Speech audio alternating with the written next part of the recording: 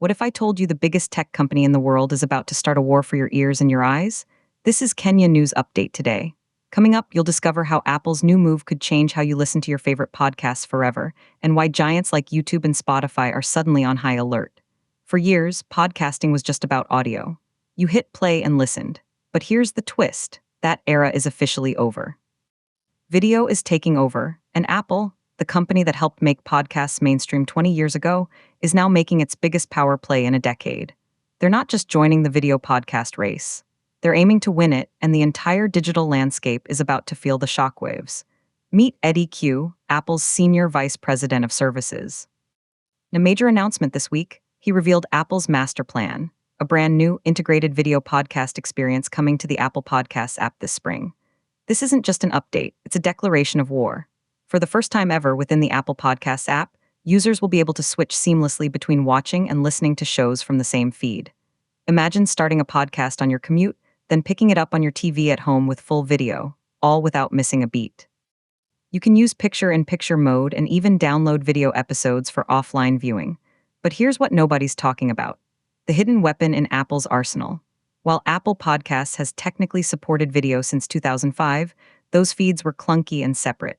The new update introduces support for HLS, or HTTP live streaming, a streaming protocol Apple itself developed.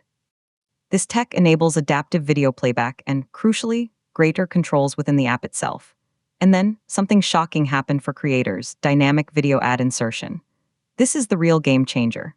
Creators who distribute through partners like Acast, Amazon-owned Art19, and SiriusXM's Omni Studio will be able to insert video ads, including host-read spots, directly into episodes.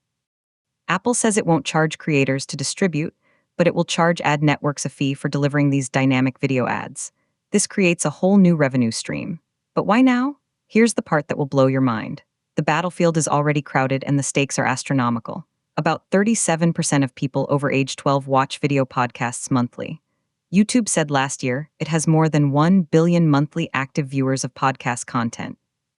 Spotify paid out more than $100 million to podcasters in just the first quarter of last year. And Netflix? Yes, Netflix has entered the chat. They inked a deal with Spotify and are investing in original video podcasts like The Pete Davidson Show. Apple is staring down three titans. They're playing catch-up in a race that's already at full sprint. The implications are massive for every creator, from someone recording in a Nairobi studio to a global superstar. This move puts creators in full control of their content and how they build their businesses, according to Apple. But the controversy is clear. Some say this is Apple innovating and opening new doors for creators worldwide. Others see a giant trying to lock down a market it wants defined, introducing new fees and complexity in an ad-supported world. The tension is real. If Apple wins, does it mean a more fragmented podcast universe? If they lose, does their influence fade? Apple's services segment, which includes podcasts, generated a staggering $30 billion in revenue in its most recent quarter. They have the resources to fight this war. But the unanswered question remains: in a world already dominated by YouTube's sheer scale and Spotify's aggressive spending, can Apple's integrated experience truly compete? Do you think Apple can beat YouTube and Spotify at the video podcast game, or did they wait too long? Drop your take in the comments.